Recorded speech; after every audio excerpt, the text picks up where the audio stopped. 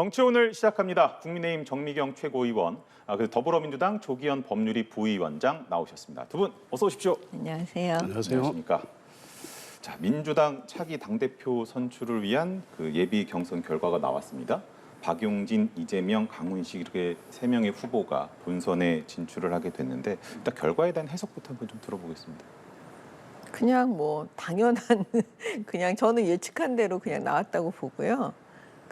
어차피 이제 단일화가 됐으면 뭔가 이제 흥행도 좀 되고 재미 포인트가 있었을 텐데 단일화 안 됐잖아요. 그렇죠. 예, 그러면 뭐 어차피 뭐 이재명 의원이 되는 게 뻔하니까 사실 뭐 컷오프 이렇게 3명 통과됐다고 그래도 별 관심 못 받을 것 같습니다. 어떻게 좀 전망하십니까? 뭐 결과 자체는 예상한 대로 나왔고 뭐 예비 경선 단계니까 지금 흥행을 얘기할 단계는 아닌 것으로 보여지고요.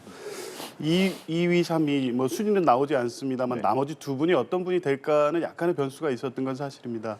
기존의 여론조사에서는 뭐 박주민 의원이 3위 정도로 계속 나오고 있었고 강훈식 의원은 상대적으로 조사가 낮았는데 실제 조직적으로 보면 더미래라는 당내 의원 조직의 지지를 받고 또 충청권 대의원들의 좀 지지를 받아서 뭐 내부에서는 강훈식 의원이 올라올 거라는 예측도 있었지만 여론조사하고는 달라서 어떻게 나올까 좀 궁금했는데 이제 강훈식 의원이 본선에 가게 됐고요.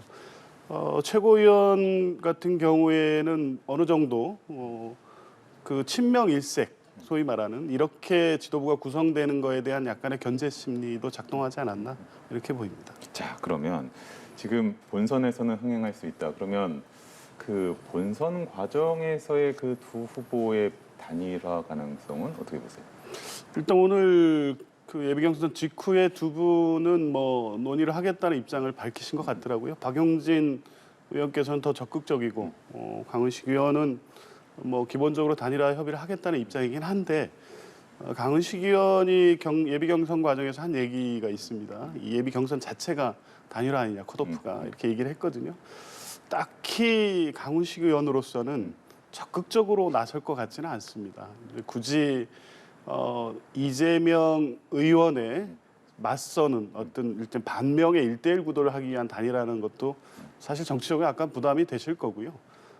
굳이 이제 뭐 본선에서 결과를 예측하기는 어렵습니다만 전체적인 선거인단 구성상 단일 후보가 되기 어렵다고 하면 굳이 명분이나 내용 이런 부분에 있어서 압도적 당원의 요구가 있는 상황이면 모를까 굳이 이제 그렇지도 않다고 하면 끝까지 승부를 가는 것이 본인이 개인의 어떤 정치적 미래를 생각할 때 더 나은 선택이 아닐까 이런 생각을 할 것 같아서 논의는 계속 되겠습니다만 당내에서 이제 그런 추동하는 여론이 강하게 형성되지 않는 한 단일화가 결과적으로 될지 이 부분은 좀 더 지켜봐야 될 것 같습니다.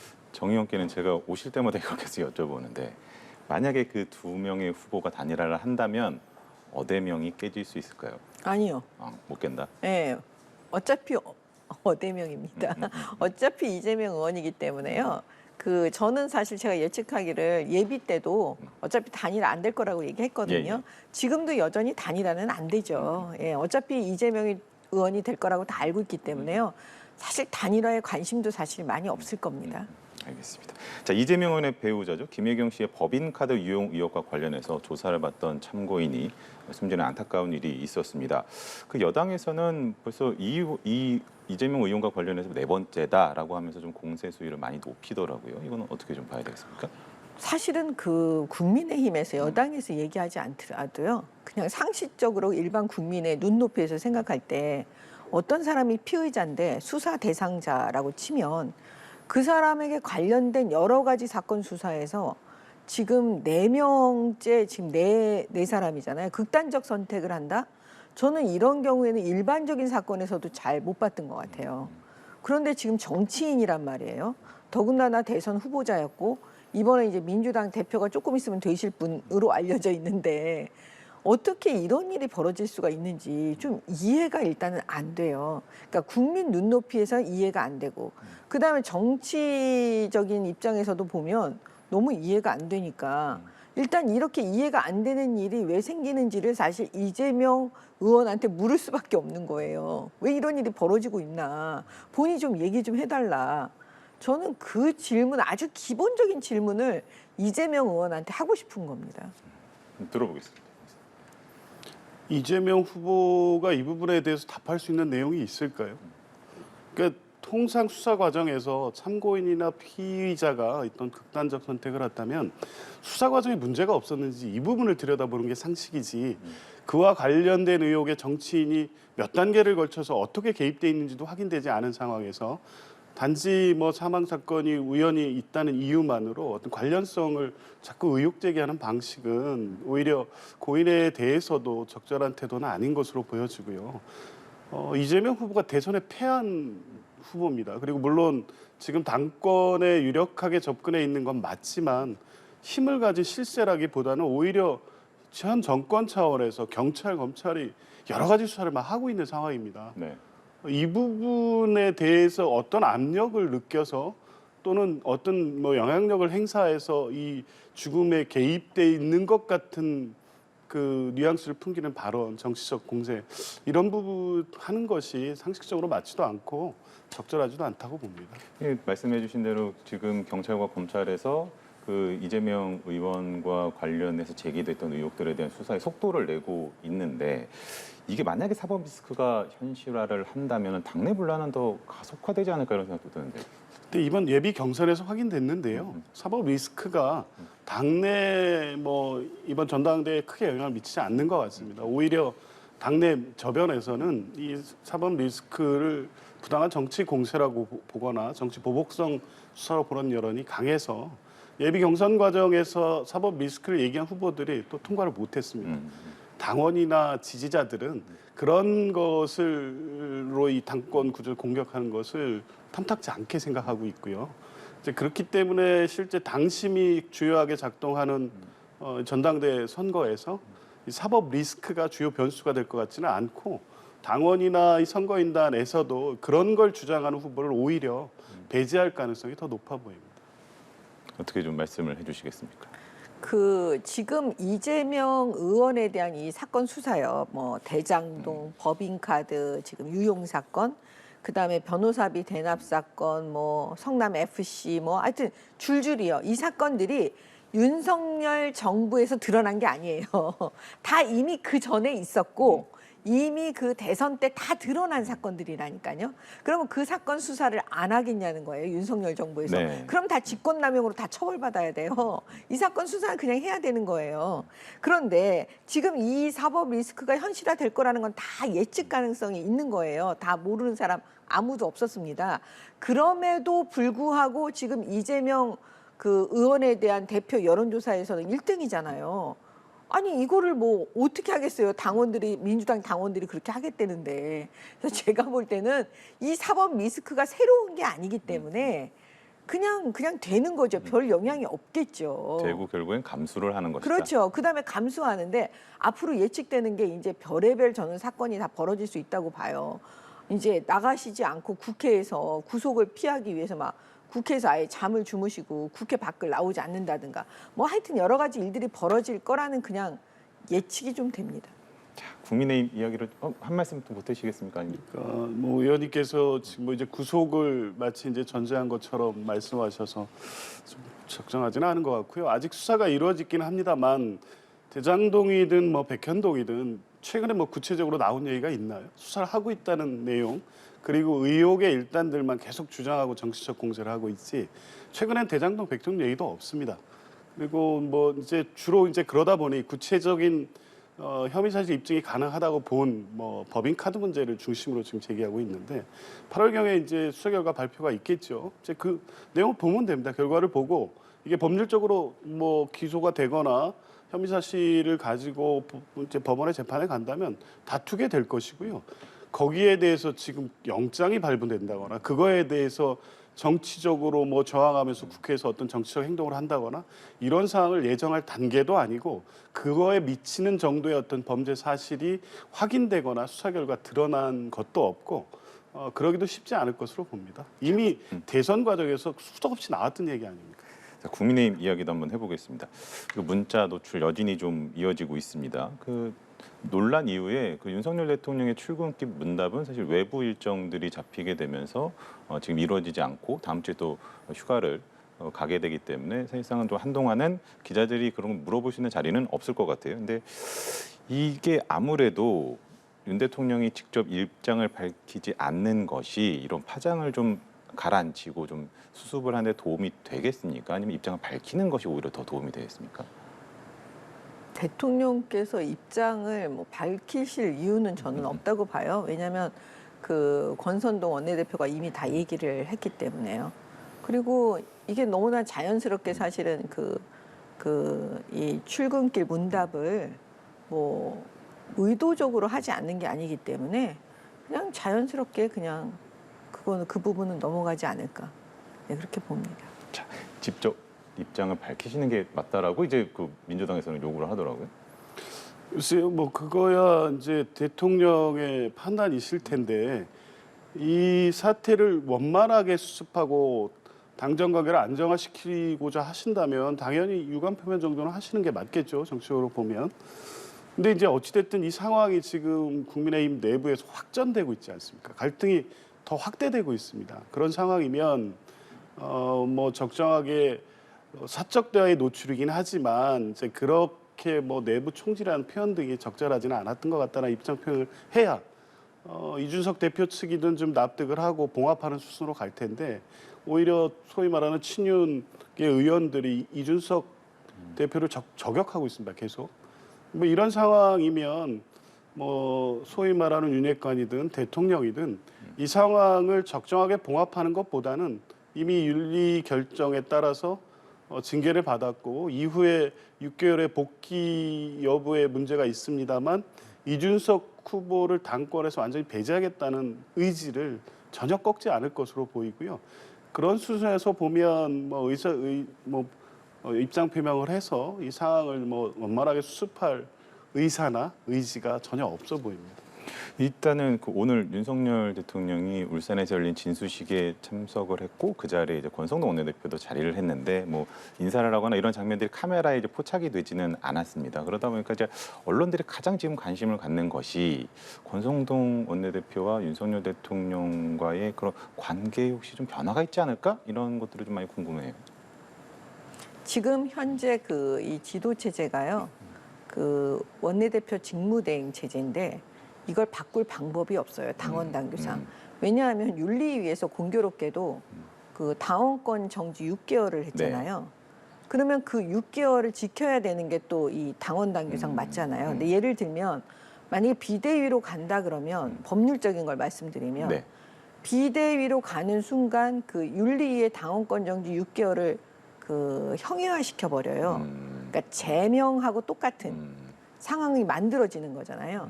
그러면 윤리 결정에 이건 어긋나는 거잖아요. 그렇기 때문에 사실 비대위로 가기가 굉장히 어렵습니다. 그러니까 이제 그런 걸 아마 다 알고 계시기 때문에 법률가들은 그걸 다 알고 있다고 봐야 되거든요.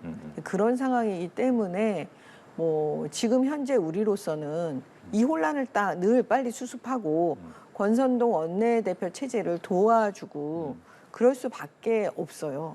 그럼 추가로 여쭤보고 싶어요. 사실은 사적 채용 논란도 있었고 그때 이게 아무래도 지금 취임 100일 조금 넘은 것으로 알고 있는데 그 기간 동안에 사과만 이제 3번을 했단 말이죠. 이런 부분들이 되면은 결국에는 뭐 당원들이 볼 때도 그럴 것이고 그 리더십에 좀 흔들리지 않겠느냐 이런 관측들은 하거든요.